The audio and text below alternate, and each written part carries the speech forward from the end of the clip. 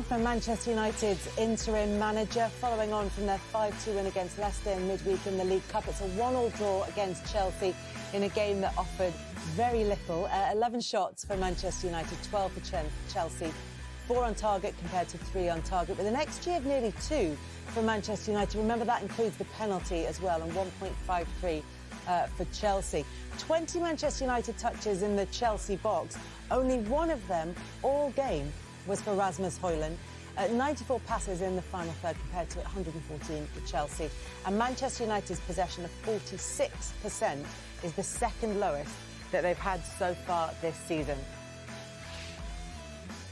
Roy, if Ruben Amorim is watching this, as he will be, trying to assess the scale of the job that he has in front of him, what do you think he will have come away thinking? He should have signed a longer contract. Because this is going to take longer? There's a long way back for this team. I know, listen, a manager will come in, you hope he will get more out of this group. But this is an average United team. All the stats back it up. We keep, I suppose, repeating ourselves, and we come and watch Man United again today. You don't know what you're going to get with them. They could have won the game. They had a couple of chances toward the end, but you're looking also thinking there's a good chance they're going to lose it. It's hit and miss. Not good. It's not good. It's just, even when you're watching, I hate using the word, this United team is almost boring, seems a bit strong, but you're just looking, the lack of conviction in the chances. It kind of suited them a bit better towards the end. It was a bit open. You're thinking, listen, you seem to be getting more chances when the game was open. But really disappointed, so flat. Even the fans must be disappointed. But from the manager's point of view, this team, they're way off in terms of getting back into that top four and competing. Really disappointing performance. When you say they're an average team, do you mean the way that they work together collectively, or do you mean that as a group of players? I think a bit of everything. I think a bit of everything. As a team, you look at them and you look at certain individuals, and maybe we think they're better than what they are. Some of them, they've got established international players. You come and watch them. You hang your hat on a team sometimes, but you look at them and go, well, technically they're very good, or they're big and strong and physical, or United are a bit. They're just kind of average at everything. They're not very good at anything special. And the lack of goals is still hard to believe. But then when you look at some of the chances they've created and the opportunities they're missing, you're going, well, that's why managers lose their jobs here, and that's why you're down on the table, and that's why the goals record is what it is. Not good enough. Obviously, again, today was a set piece. The goal they got, penalty is a set piece, and they gave away a goal from a set piece. So it's proper hit and miss, but more likely it's going to be a miss. And if the United fans are coming here today, United fans must be going away today scratching their heads thinking, this is... Again, it was very quiet at Old Trafford today. We mentioned before the game there might be a reaction with the manager leaving and Ruud on the sideline. But it wasn't. They were just sitting there hoping something might happen, not necessarily believing something would happen. And the game, I was glad when the referee blew the final whistle. I wasn't getting too excited with it. Manchester United waiting on the arrival of their new full-time manager in Amorim. There's still a little while to go until he comes in and meets the players and takes charge. So they're at a different stage of their journey from Chelsea, where they've had a few months under Enzo Maresca, and it seemed like it was coming together. What did you make of today's performance, Frank? I think it underwhelmed slightly. I think the game underwhelmed two teams. I just think it was an opportunity here. Now, I think Manchester United are never there for the taking, because I think this place, Old Trafford, and the players at Manchester United still have in their team moments of quality, like we see, can always affect the game, and it kind of did. But I think how Chelsea have been playing, I think they're quite confident in what they're trying to do. They've got offensive players at the top of the pitch. In Cole Palmer wasn't quite as effective in the game as we've seen him recently. Neto, Madueke in the first half, Jackson, you're looking at this game, we're watching it, and you're kind of going, there's a real opportunity here to go 1v1 or some speed or find a pass. And it just kept missing passes, really, missing the final pass, missing that bit of, you go, come on, let's see what you've got. So I think they'll be disappointed. But then I suppose if you're on the flip side and you want to go, where are they in the process? OK, they're getting better. And it might be a game like this, we were saying, we've all played them, where you come away and it's a bit of a messy game, and you come away, you go, OK, let's move on. How can we improve? So I think a bit disappointing, because it was an opportunity, not the end of the world, but you want to see a bit more than what they showed at the top end of the pitch, particularly for me. And they got a bit sloppy in the second half. Some of the passing. It's like, if you're going to go to the next level and bridge the gap that's clearly there, it's OK, can we be really efficient in all the things we try and do? And they weren't quite that today. Jamie, as a game, what do you think it offered? Well, up until the goal, it was really poor. It was a tough watch. It was really difficult. Lack of quality, lack of composure, players making mistakes, ball bouncing up. It looked like a pub game at times. It genuinely did. When you think about these are the Premier League players, the top of the top, and they didn't show that. And it was hard to watch. The only thing I will say from United's point, I've seen them worse this season. They've had worse performances. I've looked at some games when they've just been like outclassed, outthought in every department, not winning individual battles. It was difficult. Amorim coming in, he's not... I mean, until the players and he can start to work with them and starts to get his shape and how he wants them to play, he's undoubtedly going to play three at the back. That's what he does. It's going to be hard for us to really tell because I look at that United team and I can't figure out if some of them aren't necessarily good players or they're just so devoid of any confidence and any idea of what they're doing. So until we actually see them maybe giving him the benefit of the doubt, there's absolutely no doubt he's got to change players. Personnel, people have to leave. There's been players that have been here too long, seen off too many managers. There has to be some kind of changes. But until he comes in, he'll have his own ideas. So we're going to have to just wait and see what he wants. United, when you look at United, they're just playing moments, isn't it? They'll have the little moments of quality, as we saw with the ball for Casemiro for the goal. But that's nowhere near good enough for a Man United team. You can't just depend on moments. You've got to have a structure. You've got to have a way of playing. A desire, even when a goal up, see the game out, to concede what within 4 minutes.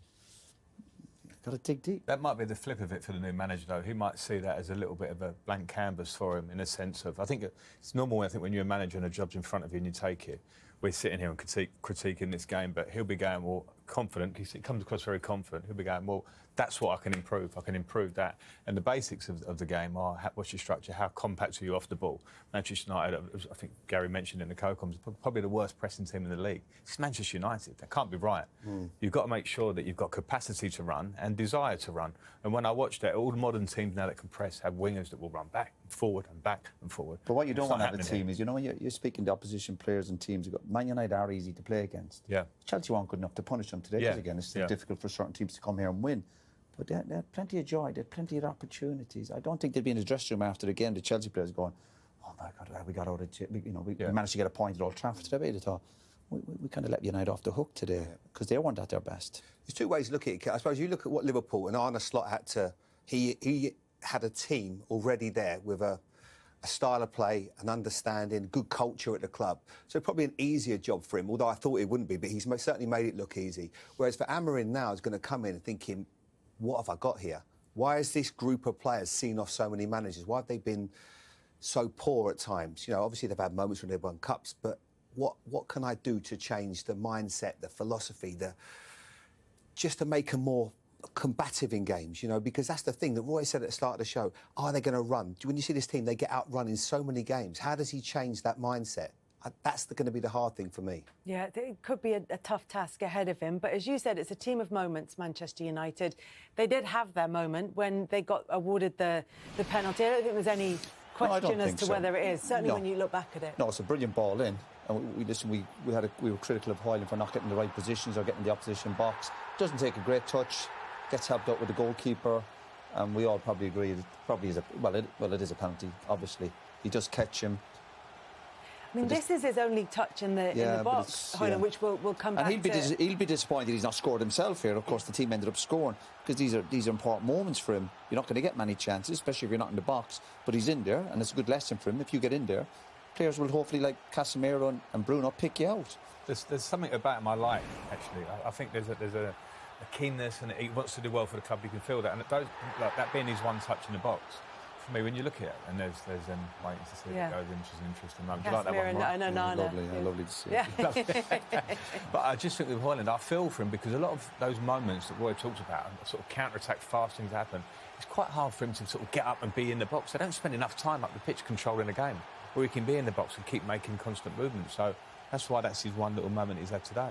Yeah, and it was a really well-taken penalty by Bruno Fernandes and managed to put Manchester United 1-0 up. And look, Ruud van Nistelrooy is only temporarily in this How do you think Eric Ten Hag would be feeling watching that? You know, Joke said when you see... Where's my Rolnick? He stole his Rolnick, hasn't he? You want my cardigan?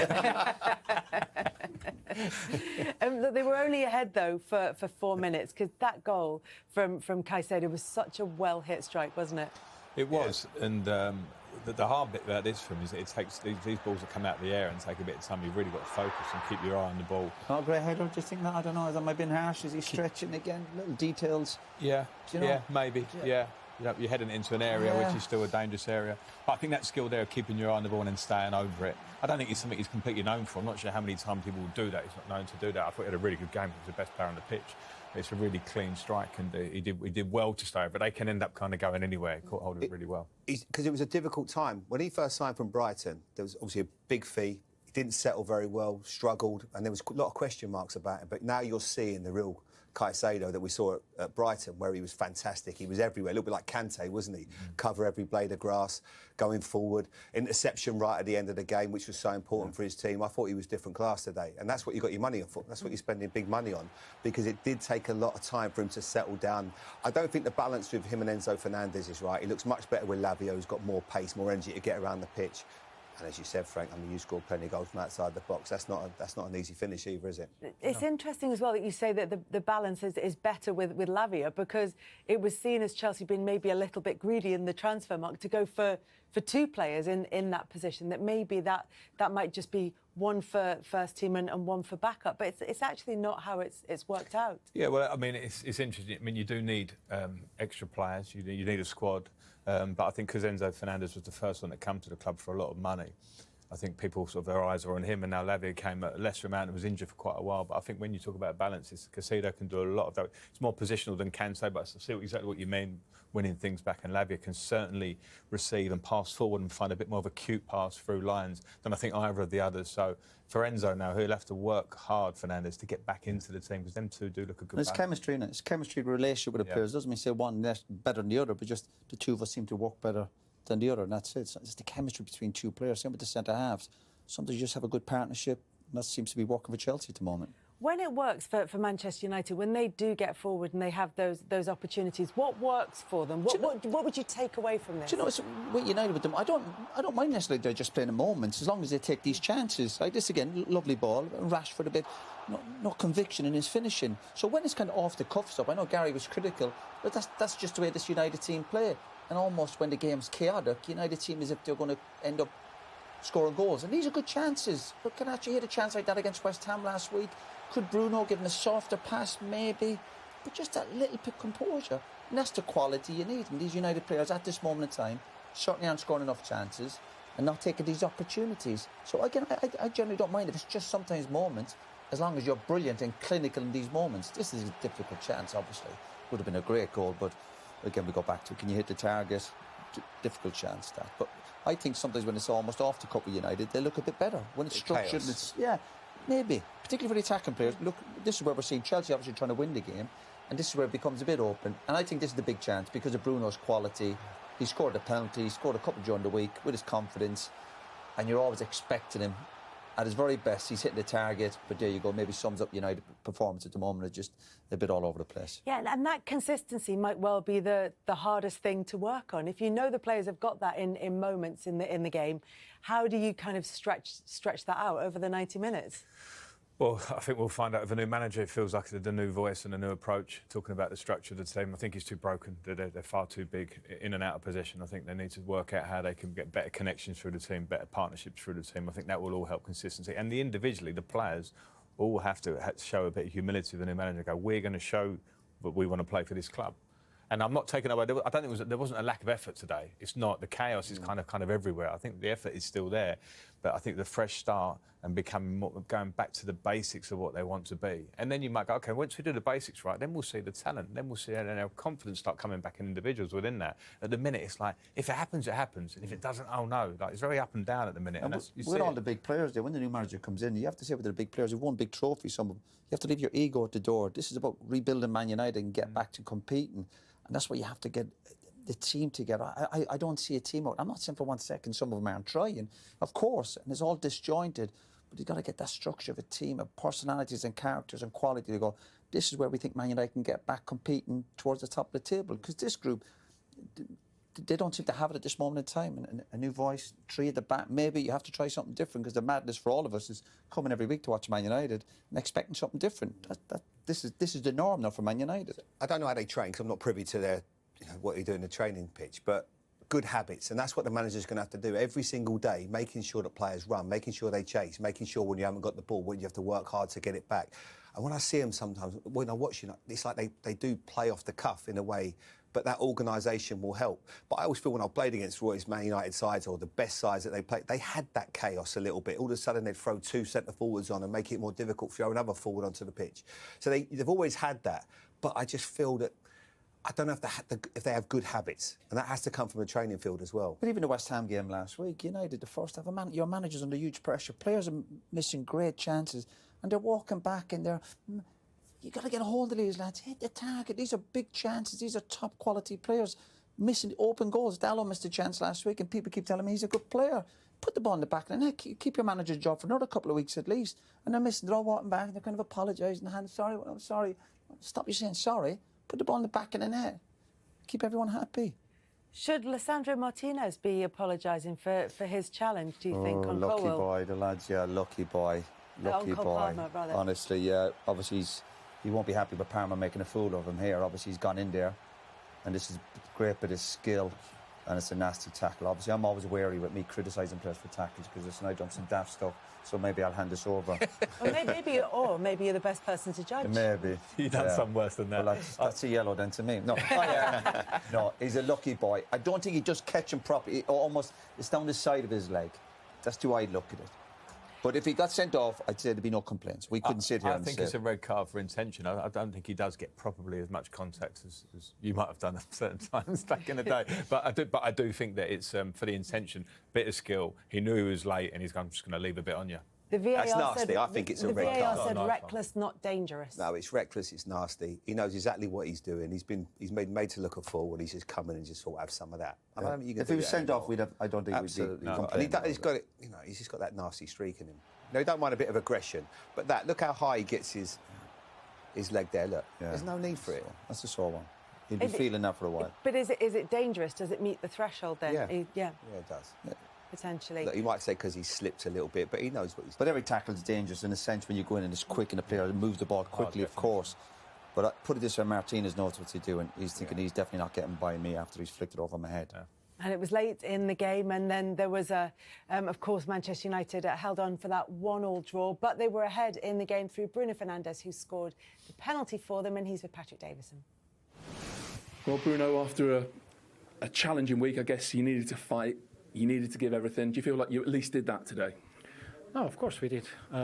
We could even have a different result. I think we could have won the game. Not that I don't think that Chelsea deserved to get their goal and the draw, because they also played a good game. I think it was a good game from both teams. Obviously not the result that we wanted. How did you feel stood over that penalty? Because he saved one from you last season, and obviously for the team as a whole, goals have been in short supply. Yeah, obviously he did really well last season. I always look at the goalkeeper before facing them. Last season he did something different against me that he had done previously in other penalties. So I changed also the way I wanted to kick the ball, and I was successful. So I said in my first question, it's been a challenging week. Captain of the club, what has it been like? No, every week is challenging here at the club. It doesn't matter if you win or if you lose. Obviously, it's a different week because we all know that Eric is gone, and it's not good for anyone at the club when a manager goes, because it means that the positions and where the team is not the best, the results are not the best, and then it ends up that the manager is the one that pays. And we obviously are all disappointed by that, because whenever you see a manager go, you always have to take a little bit of the blame on yourself, because you need to look at the mirror first, because if he goes, it's because the team is not doing so well, and everyone as individual has to look at themselves first. Yeah, I was going to ask what the feeling is like. Obviously, it's always the manager that gets the blame, but do you find as a player you have feelings of guilt, responsibility? You know, what more could I have done? Oh, of course. I think everyone has to be aware of that. We all know that when the manager leaves, everyone is involved, but only one pays, because it's easier to get rid of a manager than 10 or 15 players. And obviously, I spoke with the manager after all the things that you spoke with Eric? Yeah, I spoke with him, and I said to him, like, I did also apologize to him if was there something that I could have done better for him, that I feel really disappointed that he's gone. But obviously what remains with me, as I said, he feels that I've always give everything and tried to help in any way possible. Obviously, I wasn't scoring goals, and then that's a big thing for me and for the team. And as you said, we're not scoring many goals, and I feel also big responsibility on that, because I'm normally a player that scores a lot of goals, gives a lot of assists, and was not coming. So I feel disappointed on that, but I always gave my 100% to help him. And for me, the main thing is that he's aware of that, and is something that at least I can keep in my head. Yeah, it was actually something Ruud van Nistelrooy said in the week with you. Do you think sometimes when it's maybe not going as well as it could and does most of the time, actually you can end up caring too much, trying too hard? Did you feel like you got yourself in that kind of spiral? No, they're both. Eric has always said that to me in the time he was here, and Ruud also had a conversation with him. He also said that, but you play for the biggest club in the world, so you have to put pressure on yourself. I'm a person that likes to push myself to be better every time, so it's just part of me, and I don't know how to do it in a different way. I need to deal better with that, with the expectations that I have on myself, not even with the other expectations. Forget the outside world. Yeah, I don't mind that, because you always know that everyone expects always great things from everyone at the club. But probably on myself, I need to be sometimes a little bit easier. But I can't. It's just like I want to be always better, and that's the thing. Can these players, with obviously the help of a new manager now, can you get Manchester United back to where obviously you all feel the club belongs? No, we have to bring it back straight away with Ruud, and we won. We won for the Carabao. Now we had a good spells in the game where we could have won, but we didn't. So we need points in the league. Everyone is aware of that. And now is a main game for us in the Europa League, where everyone knows that we need points as much as we need in the league. So we have to start with Ruud, and then when the new manager comes, we have to keep going. Is he someone you've crossed paths with, Ruben Amorim, in Portugal? Are you excited to play his football, to take on his ideas? No, I've spoke with him one or twice, but when I was going to watch the games of Sporting, and obviously when I go to the dressing rooms, but nothing major. Obviously I watch every game of Sporting because it's my team there, and I know exactly how they play, what they do and everything, but we never know what the manager is gonna do when he arrives here. We have different players. We will think on that after the Leicester game. For now is to focus on everything we can do to give the best for Ruud, because he deserves that. He's someone that is always really careful on the words for everyone, tries to get everyone involved, pushes for everyone. He's trying to get his job done as the best as he can, and he deserves that. We full focus on him now at the moment. Thanks for coming out. Thank you very much. Thank you. Thanks. Obviously, he's looking ahead to working with the new manager, but I thought his comments on Erik ten Hag were interesting, particularly coming off the back of what you were saying about players apologising to each other for a misplaced pass or a wayward shot. What do you make of players apologising to managers after the manager's been sacked? Too little, too late. Did any players ever apologise to you or anything? Yeah, one or two did, yeah. What did you? Yeah, a swift response, let me tell you. Yeah. No, listen, these are always awkward interviews for players, and but no, I wouldn't have much time and patience for a player to say, listen, sorry, we've let you down. Too little, too late. You know, you're judged what you do on the football pitch, and I don't think Bruno had done enough in a lot of the games where he didn't show that leadership. So it'd be interesting to hear what obviously Ten Hag has to say about it. But you also have to move on. Listen, a lot of players don't care that much when a manager goes, to just focus on the next manager coming in. They get ready, they look after themselves. Of course, that's part of the game. Players can be selfish, we know that, but I don't think Bruno done enough as a captain of Man United over the last year or two to help the manager out. Far from it. The proof's there with all the results, not just down to Bruno, of course, but I don't think he showed enough leadership skills when the goings got tough with some of the performances. And I don't think Bruno should be too proud of himself of what's happened to the Man United manager over the last week or two, Ten Hag. I think I said it earlier, I think the players let the manager down, ultimately. But that's football and that's life. You have to move on and get ready for the new manager. And Frank, similarly, you've been on both sides of that, with changes of manager as a player and then as a manager yourself. Yeah, and as a player, you have to get on with it. And that's why those interviews are hard. You almost don't really want to listen to it. I don't think it means too much. I think players will still say the similar thing. They'll know in their own, they should know within themselves whether they gave everything, etc. So I think that's sort of old news now. As a manager, it's a tough one, because as a manager, when you leave a job, you might have reflections where you go, I wish you'd shown that passion, whatever, before. So I just think the important thing for Manchester United now, looking at this, the size of this football club, is that all the players now get together and they actively show a response to the new manager. When he comes in and he tells them this is the way we're going, go with it and follow all his idea and stay on top of yourself and on your game and no excuses and work together. That's what this football team needs to do now, because I'm watching that today and I think, how good are these players? How good is the what is it? Is it the idea that they've been told for the last 2 years that's left them like this, or is it them? So it's a big question, so they've got to answer it as a group. Yeah, we've all played under managers. I played under managers, which I played under some great managers, but I played under managers who I didn't particularly like, let me tell you. But it wouldn't stop me for 1 second not going out and do my best for the team. Absolutely not.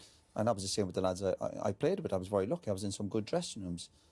But this idea when a manager goes and players are saying, oh, well, maybe we could have done more, maybe we're sorry for that. To me, that's hard to... It's hard to listen to. It's one thing not to like, right? And then it's one thing to actually not really to act and do it. You go out and you play. The idea of making an excuse about the manager, oh, it's his fault, the way he set us up. Look at what they're doing down the road, the way that they play. No, deal with what's in front of you, lads, and go out and show it now. It's not even about liking the manager. People say it always helps if you like or respect the manager, but even if you don't, I think the bottom line, it goes back to it. The way you're brought up, or when you play football as a young kid, your own DNA should suggest that you're a good team player. That's why you play football. You're part of a team. You're not playing an individual sport. So when the going gets tough, you roll your sleeves up. You become a team player. And I'm not saying for 1 second it's about playing well every week. Far from it. But you roll your sleeves up. You become a team. You dig in. You grind out results. You win an ugly game. But this United team doesn't do it. And that's what we... Obviously, I'm very critical of them.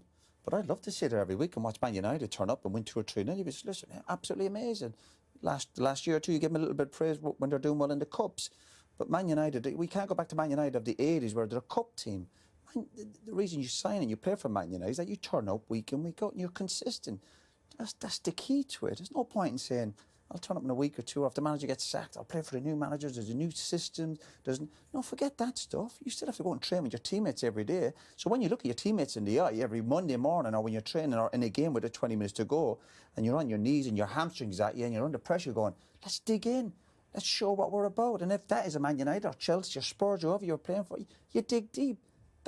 That's your foundation of your career. You're going to be talented, you can be skillful, and if you win trophies, fantastic, it's a bonus. But ultimately, you're on a team in a dressing room with players where you're going, I'm in the trenches with these lads, let's go for it. I wouldn't want to be in the trenches with them players. I just wouldn't want to be. I don't see it. Do I know all these personally? Absolutely not. But I know my eyes don't lie to me. I see these players today, even they go 1-0 up today, you're thinking, are they going to see this game out? No. It's a set piece, not a poor header. People not getting out to people. 1-1, and then you have to hear chat after the game. Oh, a bit unlucky, the manager's left. New managers come. Hey, great. Happy days. No far from it. You left a manager down there last week. And it's not about liking managers, because people are quick to throw at me going, oh, I fell out with managers. But I tell you, when I was out on the pitch, I didn't want to let them down, even if I despised them. And that's got to come down to your DNA. And these players haven't got the DNA, a lot of them, of a Man United player, in my eyes. And Matthijs did a great job. I think Nistelrooy had an excellent game, and Casemiro is doing a great job. So Bruno took the responsibility. He was involved in all the attacks. So I don't think anyone really missed out today.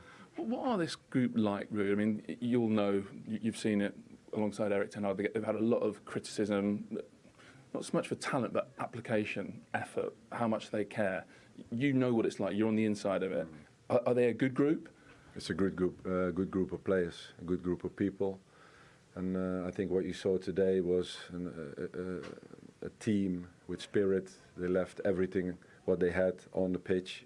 And you saw the connection there with the fans that then occurs, and that's what we're looking for, and can't wait to build on that for Thursday. Thanks for your who are giving everything on the pitch. Don't worry about the score. Don't worry about the results, because did he say they're great lads? That's key. Good lads. Yeah, they're all great lads. Don't worry about football results. Once they're all great lads. I'd rather work with bad lads who put a shift in and run. They're all great lads. They all can be great lads. I know it's an awkward question for. He's not going to say they're not good lads. He said a good group. A good group. Yeah. Well, that's not great either, is it? Yeah, and he's in a position as well. Yeah, what's a good group? If he keeps him, if Amorim comes in and says, you know what, I want to keep you, Ruud, as one of my assistants, he can't then turn around and say, no, we're not a good bunch of guys. He has to say that. He's got no choice. But I don't know what Amorim's plans are. Is he going to bring his own staff in? Is he going to maybe want Ruud van Nistelrooy in the staff as a number 2? Well, look, let's take a look at Manchester United's big problem area, which is scoring goals. That's been a massive issue for them so far this season. It's been a bit longer term than that as well.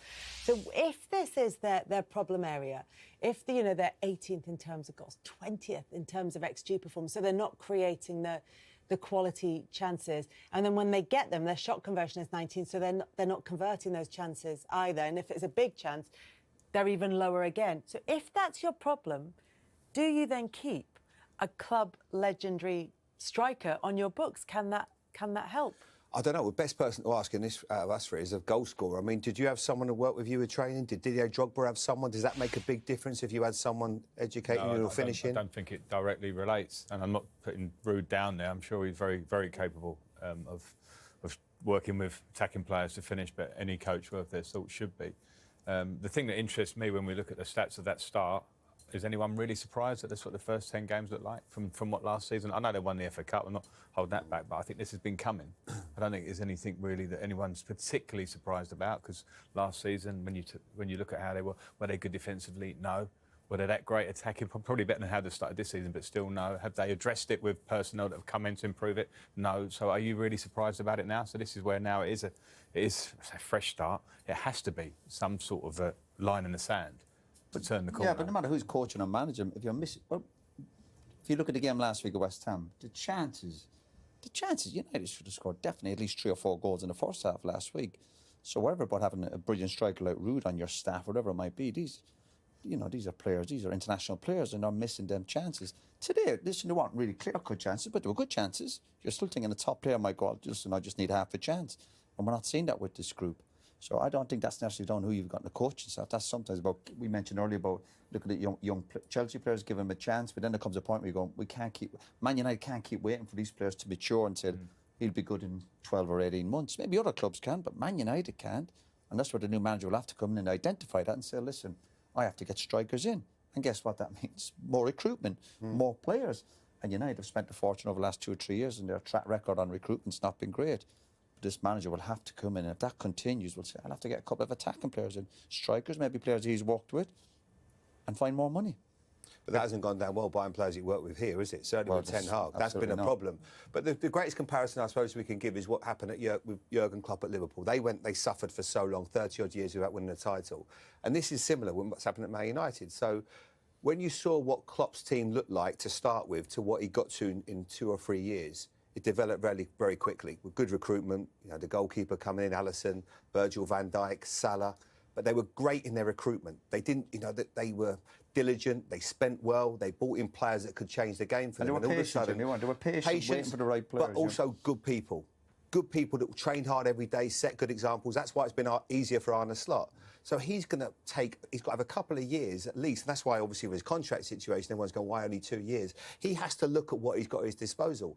How many of these players are going to want to come with me? As Roy says, how many would you want to be with in the trenches? If you looked at the 11, or the squad today, I'm not sure there's too many you're going to see in a few years in that starting 11. I really don't. I think there's going to have to be a quick turnover. Now, I think Bruno said it himself, it's easier to sack managers to get rid of players, but I don't see too many there that you'll be going, he's at home watching that video today or watching it going, he'll do me. There's not many of them. And we talk about the running, sorry, but it's also been smart you run. I don't mean you run around like headless chickens and everyone's covering 13 or 14 kilometres. You have to be smart with it, but when you are running and you're closing teams down, you do it as a team. It's all individuals just sprinting to somebody, they're playing around in the spaces, everyone. That's where they lack that.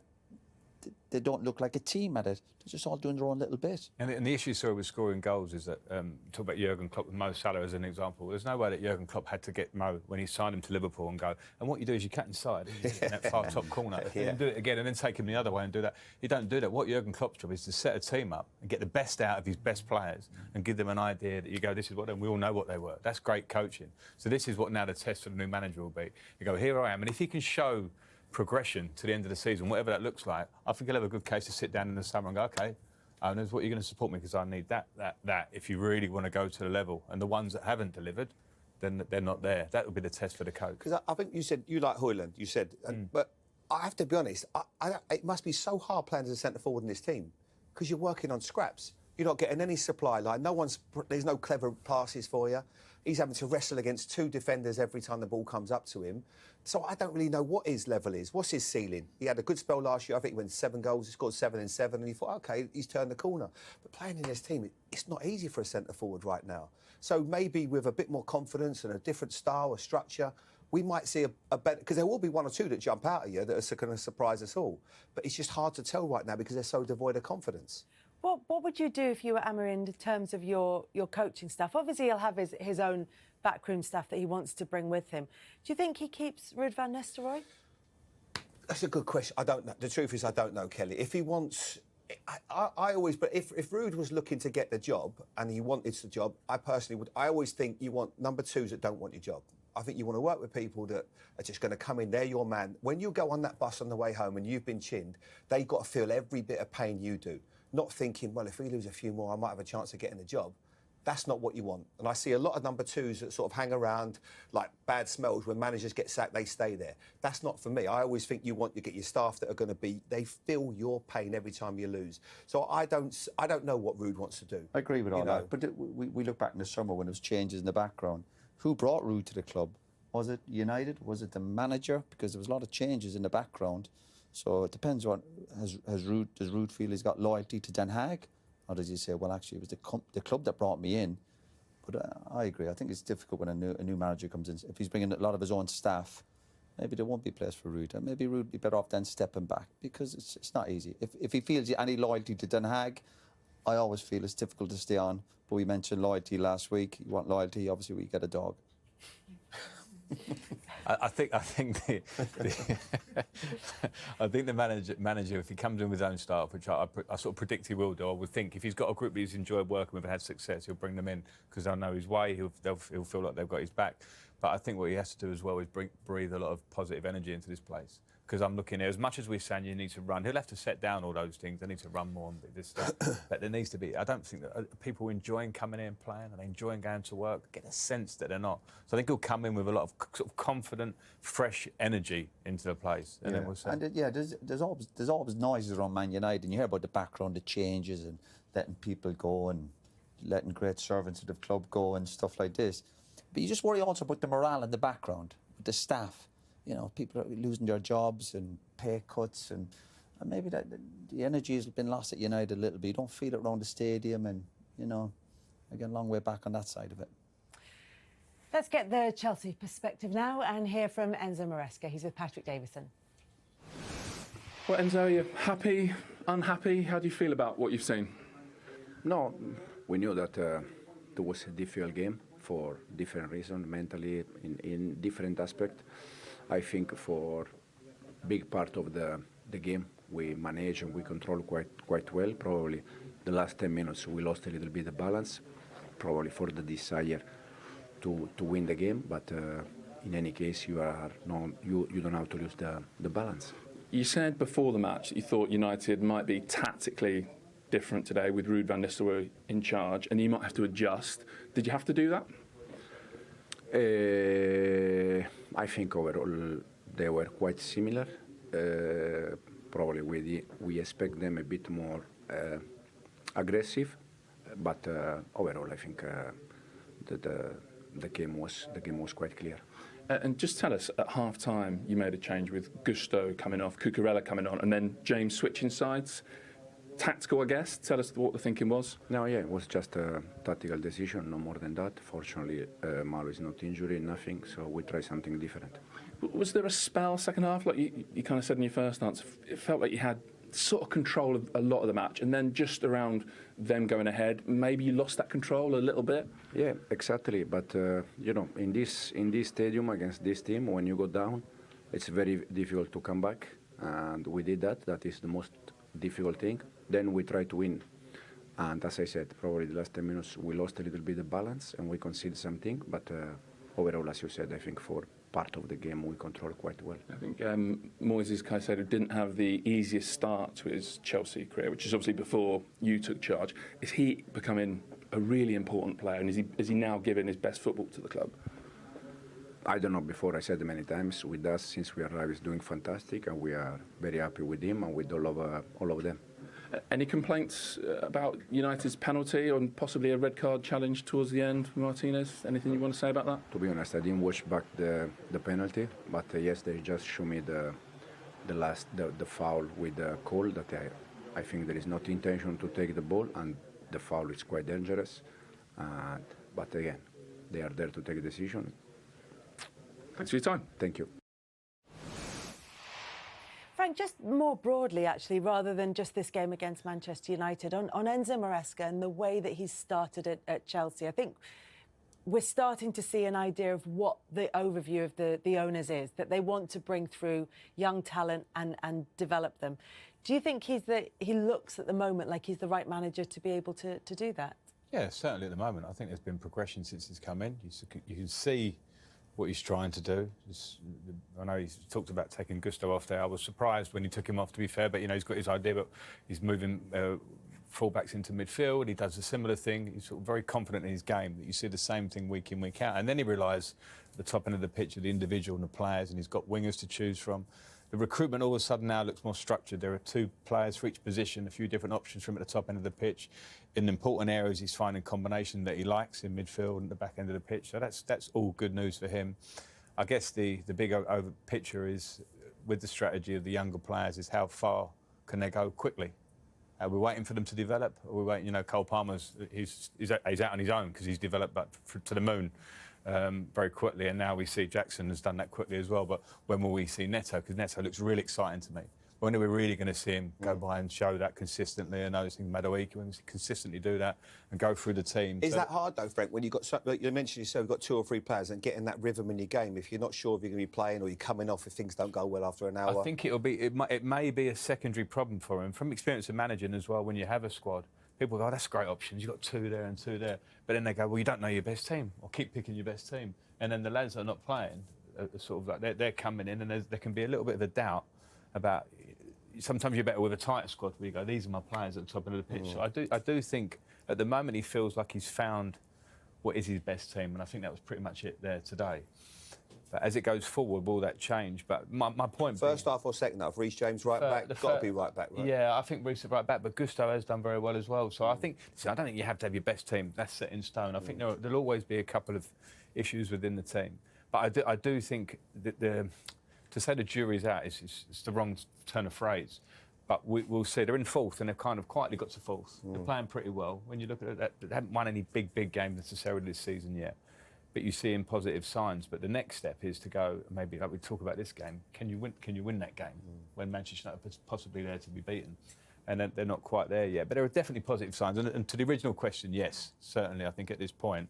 And they need to give him time to keep developing it. And it's the youngest average age ever of a squad in the Premier League. They haven't played a player over 28 so far this season. And as you were saying earlier, and as somebody who's worked with young players and with young squads, that brings pros and cons with it. Winning teams generally will need a balance of youth and experience. Now, Chelsea have decided to go down the route of younger players. I think it's a good thing, but if it doesn't win you things, how long will that be a success story? So it remains to be seen whether that strategy changes slightly as they go forward, because most teams that you win, off the top of my head, the numbers, but you think of the great teams that won Premier Leagues regularly, you'll look at them and you'll say players that are experienced players. There'll be the group of players in the middle, sort of mid-20s, and you'll see the younger ones that are coming through that are striving to be those extra players. At the minute, they've got a lot of players in that same area that are sort of striving to be better.